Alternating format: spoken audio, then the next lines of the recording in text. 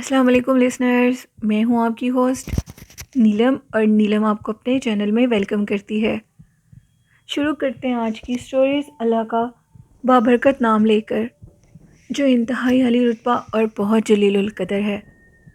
اللہ پاک کی یہ رحمت اور کرم بھرا سایہ ہمیشہ ہم سب پر بنا رہے، آمین۔ اسی دعا کے ساتھ آج کی سٹوریز جنات کے قصے کہانیوں کا سلسلہ شروع کرتے ہیں۔ آج کی پہلی خوفناک کہانی میرے ساتھ شیئر کی ہے راجہ عثمان نے۔ راجہ عثمان کہتے ہیں، میں لاہور کا رہنے والا ہوں اور آپ کے ساتھ آج ایک خوفناک واقعہ شیئر کرنا چاہتا ہوں۔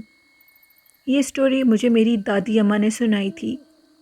میری دادی اماں کہتی ہیں، بہت پرانے وقتوں کی بات ہے، ایک جن تھا جو کہ ایک لڑکی کے اوپر عاشق ہو چکا تھا، اور وہ جن اس لڑکی کے گھر میں ایک کتے کے روپ میں نظر آتا تھا، اور کئی سالوں سے وہ گھر والے اس کتے کو بھگانے میں ناکام ہو چکے تھے۔ اس کو مارتے تھے، پیٹتے تھے، ہر بار انہوں نے آزما کر دیکھ لیا جس سے وہ وہ کتا جو کہ جن تھا ایک، وہ ان کی جان چھوڑ دے، لیکن ساری کوششیں ناکام ہو گئیں۔ اور پھر اس کے بعد وہ جو کتا تھا ان کے گھر کے اندر آ کر بیٹھ جایا کرتا تھا۔ اس ٹائم اس لڑکی کی ایج 12 ایئرس تھی۔ وہ ایک 12 سال کی بچی کے اوپر عاشق ہو چکا تھا اور سارا دن اس بچی کے سامنے بیٹھا رہتا تھا، لیکن وہ ایک بہت چالاک جن تھا۔ وہ کسی کو یہ محسوس نہیں ہونے دیتا تھا کہ اس لڑکی کے اوپر عاشق ہے۔ اس کے پیچھے بھی یہ راز تھا کہ وہ اگر یہ ظاہر کروا دیتا کہ وہ اس لڑکی کے اوپر عاشق ہے تو وہ لوگ اس جن کو قید کروا دیتے، جو کہ عمومی طور پر ہوتا ہے ہر جگہ پر۔ وہ جن ان کے گھر میں ایک پالتو جانور کی طرح رہنے لگا۔ لیکن ایک دن اس طرح ہوا کہ وہ جو لڑکی تھی اس کے ایک گھر میں سے کوئی رات کے ٹائم اٹھا حاجت کے لیے، تو کیا دیکھتے ہیں کہ ذہن میں وہی کتا ہے، لیکن اس کے جو فیس ہیں وہ 3 ہو چکے ہیں۔ ایک خوفناک، نہایت خوفناک قسم کا اس کا چہرہ تھا، جس کو دیکھ کر انہوں نے چیخیں مارنی شروع کر دی۔ اور پھر انہوں نے صبح اٹھ کر یہ بات سب کو بتائی، تو انہوں نے کہا کہ ہو سکتا ہے اس کتے کے روپ میں کوئی اور مخلوق ہو، لیکن وہ جو تھے انہوں نے کہا کہ بالکل بھی نہیں، میں نے اسی کتے کو دیکھا ہے۔ جب میں نے چیخیں ماری تو اس کے وہ جو 2 فیس تھے وہ پھر غائب ہو گئے، اور وہ پھر وہی کتا جو کہ اپنی جگہ پر بیٹھا ہوتا ہے اسی طرح بیٹھ گیا۔ اب گھر والوں نے باقاعدہ نوٹس کرنا شروع کر دیا، لیکن وہ کتا بھی بہت ہوشیار تھا۔ اس نے گھر والوں کو بالکل محسوس نہ ہونے دیا، اور بالآخر گھر والوں نے یہ سوچا کہ ہم لوگوں کا وہم ہی تھا، شاید رات کے ٹائم وہ کوئی اور چیز تھی۔ وقت گزرتا گیا اور وقت کے ساتھ ساتھ وہ کتا اور اس گھر میں اپنے پاؤں جمانے لگا، اور سب لوگ اس کے ساتھ بہت مانوس ہو گئے۔ اس کے علاوہ کوئی بھی ایک پل نہیں رہتا تھا، خاص کر وہ لڑکی۔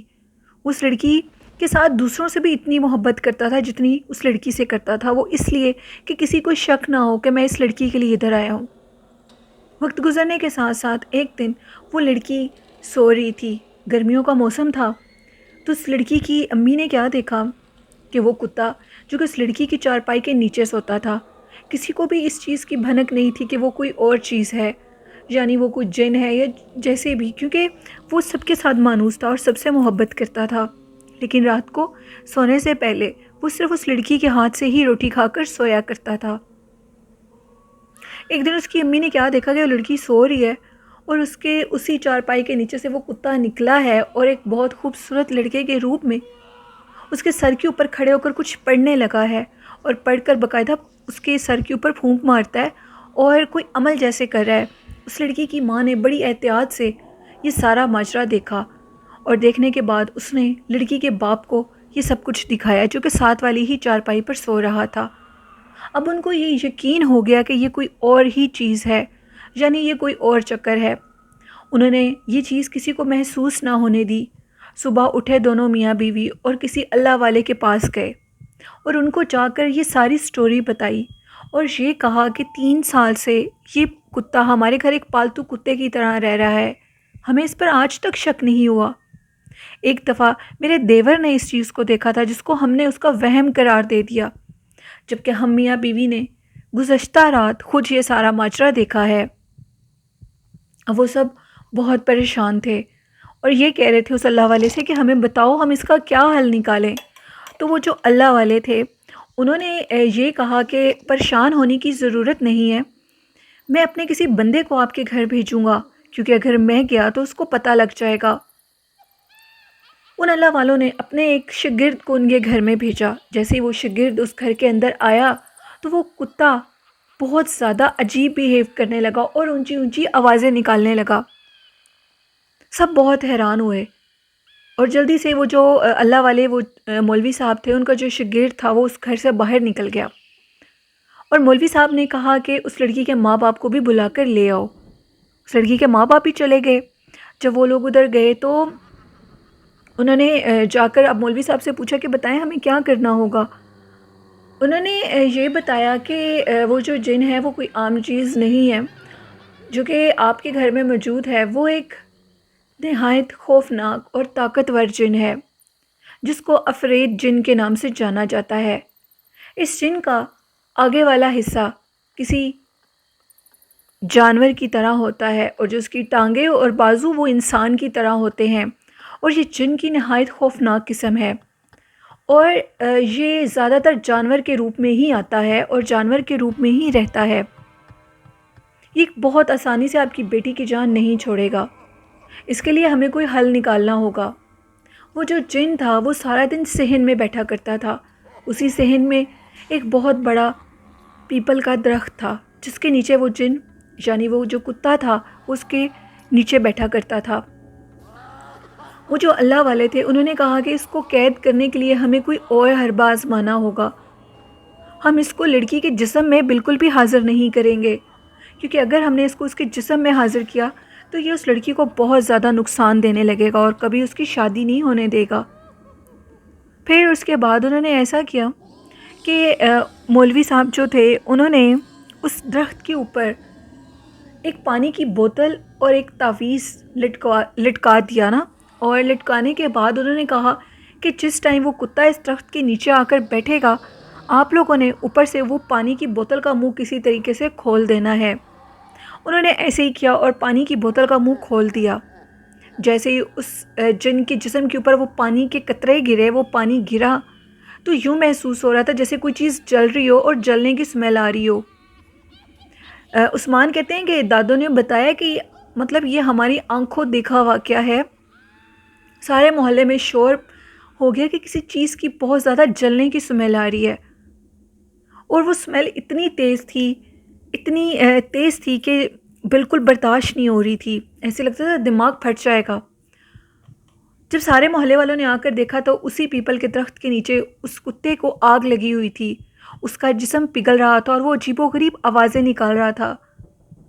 اور اس کے بعد دیکھتے دیکھتے وہ جو چیز تھی وہ پگھل گئی اور ایک دھوئیں کے روپ میں اسی بوتل کے اندر چلی گئی۔ مولوی صاحب کا جو شاگرد تھا وہ ادھر ہی موجود تھا اور اس نے اس بوتل کا منہ بند کر دیا، اور بند کرنے کے بعد اس کے اوپر اس تعویذ کو باندھ دیا اور وہ تعویذ مولوی صاحب کے پاس لے گیا۔ مولوی صاحب نے اس بوتل کو اپنے ہی حجرے میں بند کر کے رکھ دیا۔ ادھر ایسی بہت سی بوتلیں پڑی ہوئی تھیں جس میں بہت سے شیطان، انسان کو نقصان دینے والے جنات قید تھے۔ خیر اس لڑکی کی جان تو بچ گئی، لیکن کچھ عرصے کے بعد ان مولوی صاحب نے دوبارہ اس لڑکی کے گھر والوں سے رابطہ کیا اور ان کو بتایا کہ اس جن کے جو بہن بھائی ہیں انہوں نے ان مولوی صاحب سے آ کر بات چیت کی اور یہ کہا کہ اس جن کو معاف کر دیں اور اس کو آزاد کر دیں، وہ ہمارا بھائی ہے اور ہم اس کے علاوہ نہیں رہ سکتے۔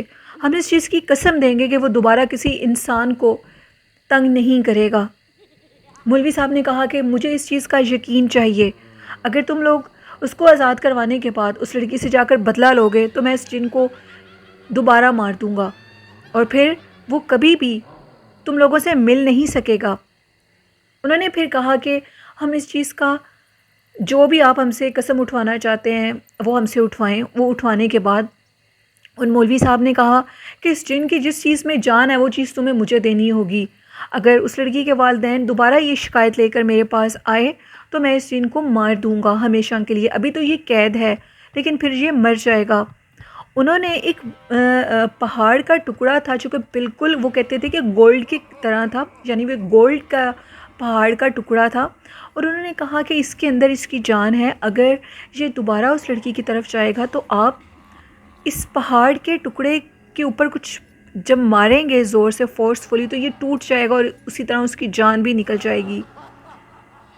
وہ اس کو دے گئے اور اس کے بعد اس بوتل میں سے وہ جن آزاد ہوا، اور اس نے باقاعدہ ان مولوی صاحب کے سامنے بیٹھ کر اپنے بہن بھائیوں سے اور مولوی صاحب سے معافی مانگی، اور یہ کہا کہ میں کبھی بھی اس گھر کا رخ دوبارہ نہیں کروں گا، مجھے ایک دفعہ معافی دے دیں، میں کسی انسان ذات کو تنگ نہیں کروں گا، اور میں اس دنیا سے ہمیشہ کے لیے چلا جاؤں گا، یعنی اپنی دنیا میں، پرستان میں۔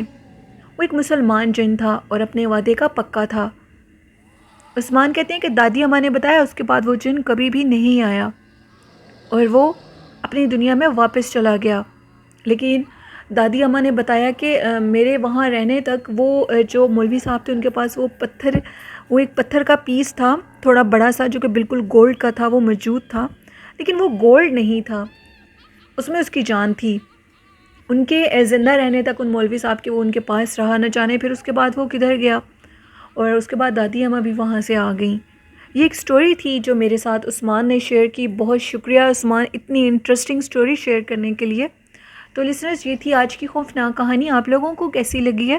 اپنا فیڈ بیک مجھے ضرور دیجیے گا، اور جو لوگ اپنی وائس میں سٹوری شیئر کرنا چاہتے ہیں وہ ای میل میں اپنی سٹوریز کو اپنی وائس میں سینڈ کر سکتے ہیں، تو ان کی وائس میں بھی میں سٹوری ریکارڈ کیا کروں گی۔